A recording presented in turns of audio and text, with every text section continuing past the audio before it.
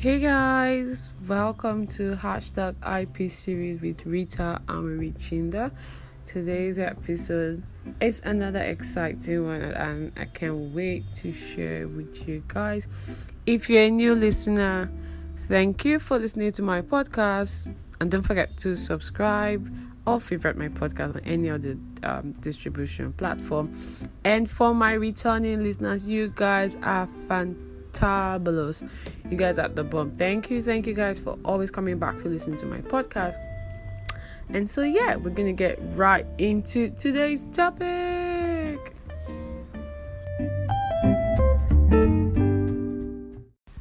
So before I get into our conversation for today, I want to thank everyone who keeps referring me to cases and tagging me to IP related stories and posts. I do appreciate it, and it's because of that I will be talking about one of the most controversial cases for this year, which featured a trademarking of the word Yoruba. Yoruba, first of all, is one of the most popular languages and culture in West Africa and in Nigeria. And this, had a lot of conversations surrounding cultural appropriation, misuse of culture and indigenous work. Why did the UK IPO go ahead to approve the registration of the word Yoruba? So welcome to today's episode. So as tradition, our topic for today is, are indigenous works subject to intellectual property protection? What are the international frameworks that prevents misappropriation or misuse of an indigenous work? And this was as a result of the case where Bemi Sola, owner of Culture Tree, she had applied to trademark the word Yoruba stars in the UK for her program that teaches children Yoruba language, and it also has a parent and toddler playground, and she said, why not take it up a notch by trademarking Yoruba stars? And then she applied and got an email from the UK Intellectual Property Office stating that Timbuktu Global, a company based in Lancashire and owner of an outerwear clothing, had opposed the application because it was similar to their own registered mark, Yoruba. Like, dude, why? I mean, I'm as shocked as you guys was. Like, it was really hard for everyone to take that in. So here are a few things to note. As always, I've always stated that IP is territorial in nature. I've already defined what IP is in most of my IP series, so I'm not going to go into that. The process that led to the social media call-outs opposition is a process where a third party like Timbuktu Global can stop or prevent a trademark applicant, that is in this case Nagbemi of Culture 3, from registering her mark because it might confuse consumers. And we know that trademark is all about a source. It's basically a source identifier. So prior to this, Gbemi had done her research, but she never called Timbuktu out, and I wonder why, but I digress, right? So how does an opposition work? When your trademark is opposed, it means that there's a similar mark already registered in that particular jurisdiction or territory, and the registry has asked that you come and defend your application, state why your application was, why your mark is really distinctive and unique and not similar to the opposer's mark. And in the UK, a notice of opposition will be filed at the UK IPO, and any legal person that has the exclusive rights over the mark can file an opposition on the grounds that the mark is of bad faith. And the timeline to do this is 2 months, but it can be extended by an extra month if the application was done within the 2 months deadline. Now, once this is done, a copy will be sent to the trademark applicants, and they'll be required to respond either by withdrawing the application or filing a notice of defense and a counter statement to maintain the application, which Gbemi has up until July to middle of July to do that. In Nigeria, the process is almost similar. Opposition lasts for 2 months from the date of the adverts in the trademark journal. You can also refer to Rule 48 to 60 of the Trademark Regulation and Section 20 of the Trademark Act. To the main question of today, are indigenous works subject to intellectual property protection? What are the available IP frameworks explored to prevent misuse and misappropriation of indigenous works? So this interfaces with trademark laws, traditional knowledge, geographical indication, and commercialization of intellectual property rights through licensing. I just want to state that the trademarking of Yoruba is not acceptable under an international framework. So in essence, Yoruba is not for sale. How is IP used to protect and promote culture and IP? Because IP gives exclusive rights for a duration of time. It basically encourages creativity and innovation, while indigenous works are exclusive to a particular set of people and passed down from generations to generation with no expiring dates, save for when acts of God, maybe something happens, but then it can also be likened to traditional knowledge, which exists as a form of IP. And when it comes to IP, consent, permission, and authorization is very important. Another issue is that when it comes to intellectual property, IP is time bound. When the term of duration expires, it goes into public domain and then gives anyone the right to use it the way they deem fit.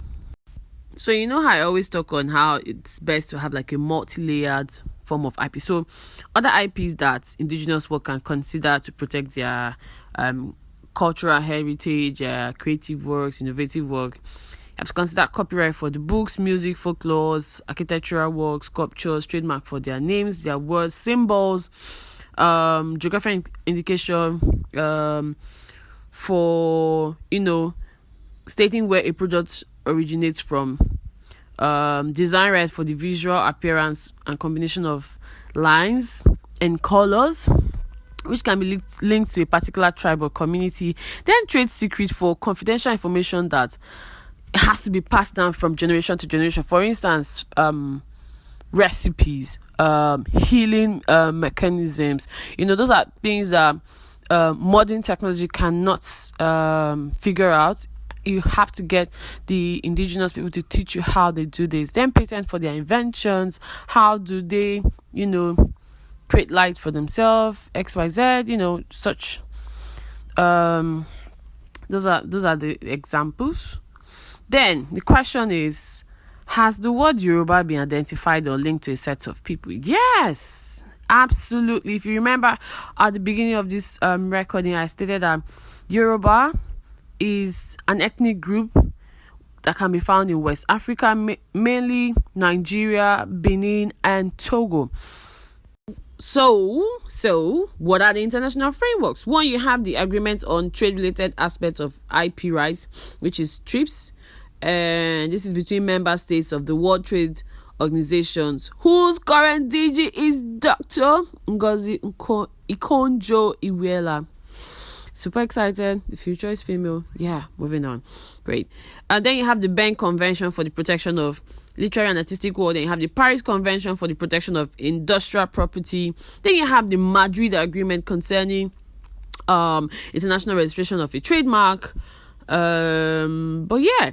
So when it comes to IP and international trade, it focuses more on cross-border intellectual property related issues, while observing exclusivity attached to the product, and also helps with IP infringements and enforcement.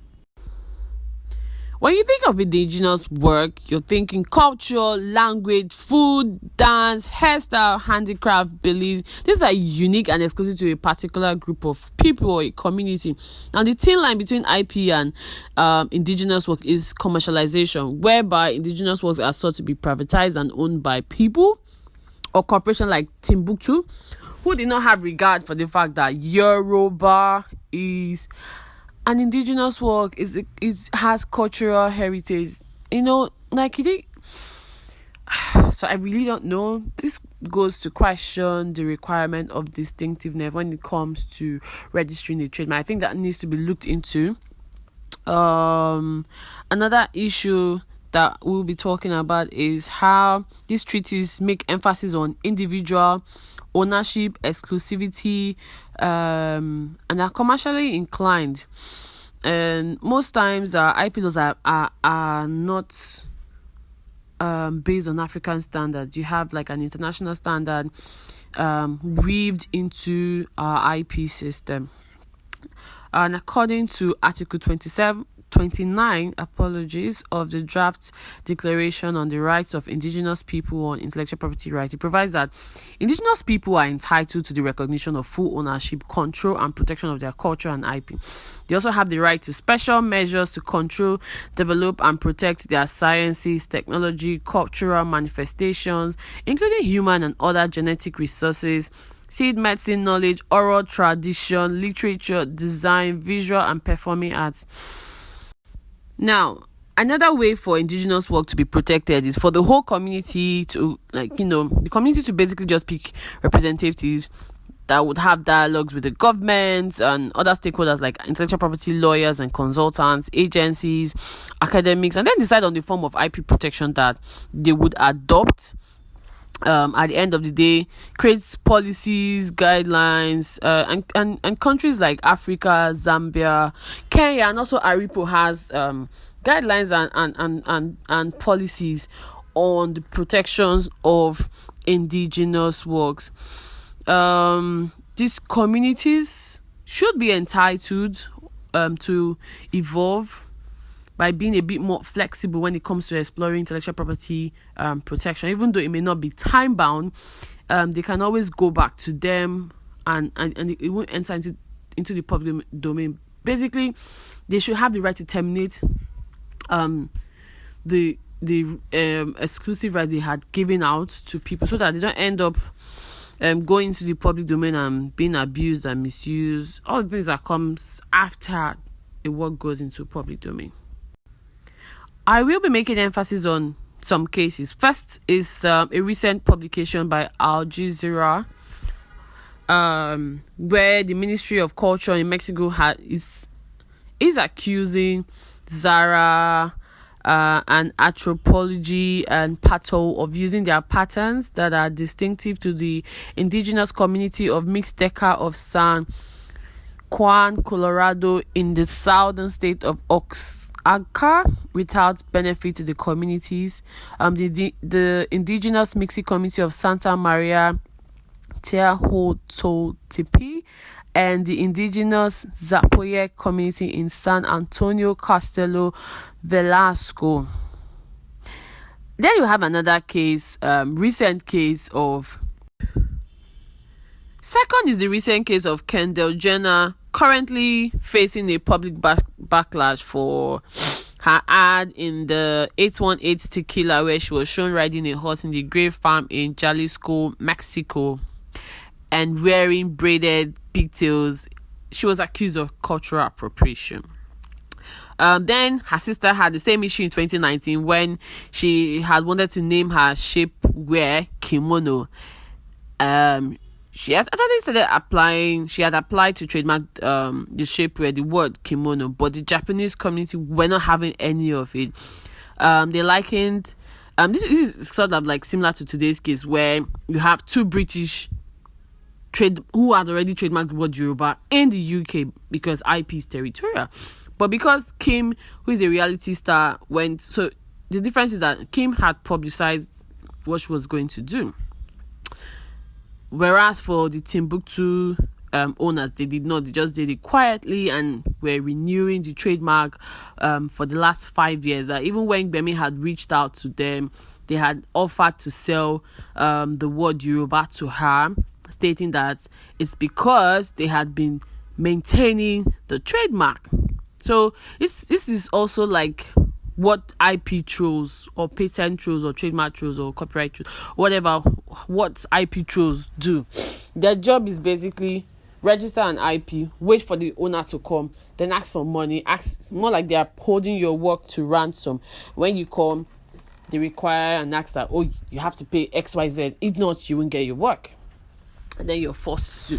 But in this case, Bemi refused, which was why she also took to social media platform and also tell you, so this is what's going on. This player asked me to pay to be able to trademark the word Yoruba. But then, Bemi, why do you want to trademark Yoruba stars? I mean, you have the word Yoruba in it. So it begs the question, does it mean an indigenous person can't register an IP work because they are indigenous, or we only go after people that are not indigenous when they try to trademark IP related works?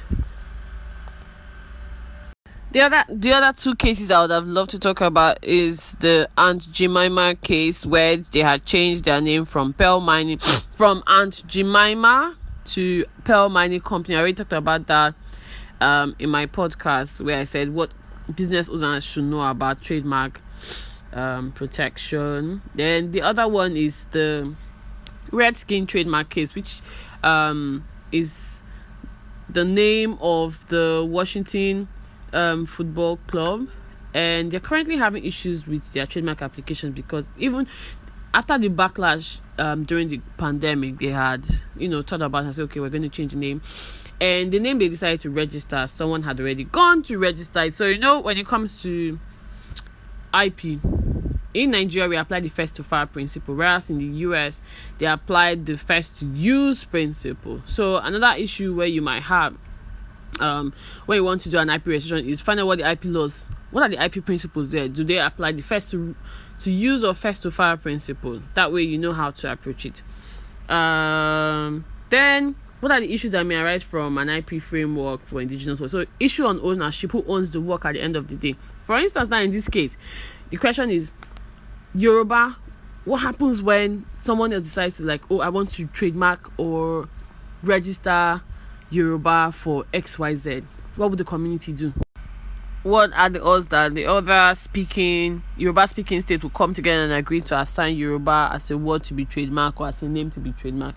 What should be done if an interested party decide to explore the IP element affiliated with Yoruba? So it could be maybe a phrase or something that is linked to the Yoruba culture. Then you have criteria for protection. We should start thinking of having an established IP requirement for protecting African related IP works. Have a one single IP protection. Then you have issues on the rights accorded to indigenous people, issues on the protection of indigenous works, indigenous people's heritage, indigenous work going into public domain, and then you have the decision of IP being driven by special interest role in legislation and formulations, while indigenous work are not. They rather rely on the preservation of culture, identity, knowledge, a long practice, tradition, heritage, collective, and community interest.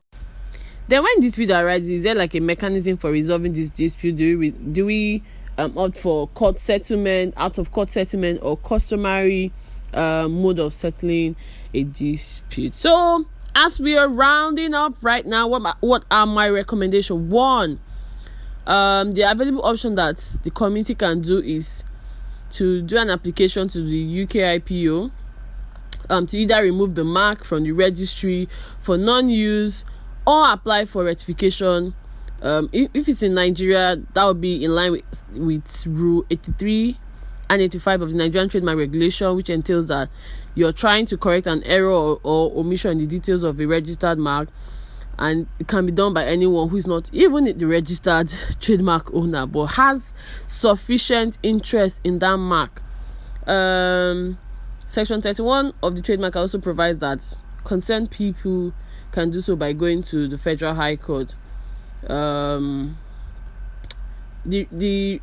the UK, the rectification process post Brexit is done in line with Section 64 of the Trademark Act, which provides that applicants can be made to the registrar at any stage of the proceeding by referring the applicant to the courts if the trademark proceeding is pending in court. And then under subsection 3, it provides that where the courts or the registrar directs otherwise, the effect of rectification is that the error or omission shall be considered to have never even been made, whether or not the person is based in UK. Then we need to draft legal agreements which tackle IP issues on IP ownership, term of users, the duration of the contracts, parties, the role of the community, how it can be commercialized, and how it will be beneficial to the community. We also need to educate. IP awareness, IP advocacy. We need to continue. We need to keep doing this. You don't need to relent. Just keep educating in whatever platform. I do that on my podcast. I do that on Twitter, and I'm starting my newsletter too. So there are a lot of informations out there thanks to the digital age.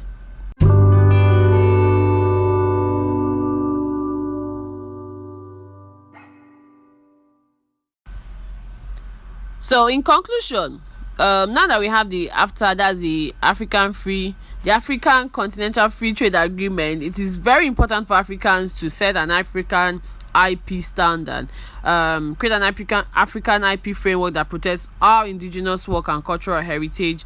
Prospective IP owners should carry out IP due diligence, just like Bemi did. Even when she had found out that the word Yoruba was trademarked, she still went ahead to want to trademark Yoruba stars, but then that's a story for another day. Examiners of the various IP offices should verify the originality, novelty, and distinctiveness of an IP sought to be registered, not just within that jurisdiction. So even if it might not be like an international IP registration, at least serious work should be done to confirm that this word or name or symbol or sign or whatever it doesn't exist in any other jurisdiction. Then renewal of registered IP should be linked to use, as well as prevent the behavior of IP trolls, such as the one that Timbuktu Global Limited exhibited by wanting to sell the word Yoruba to Bemi because it had been protecting the name for 5 years or more, and did not want to hand it over for free, according to them. So, I hope you guys learned something. I hope you found this intellectually stimulating. If you did, please favorite my podcast, subscribe to my podcast, any of the platform. And yeah, this is not an advice, just my thoughts on this topic. Please be on the lookout for my newsletter, and always happy to hear from you guys. Until the next IP series, cheers guys, lots of love.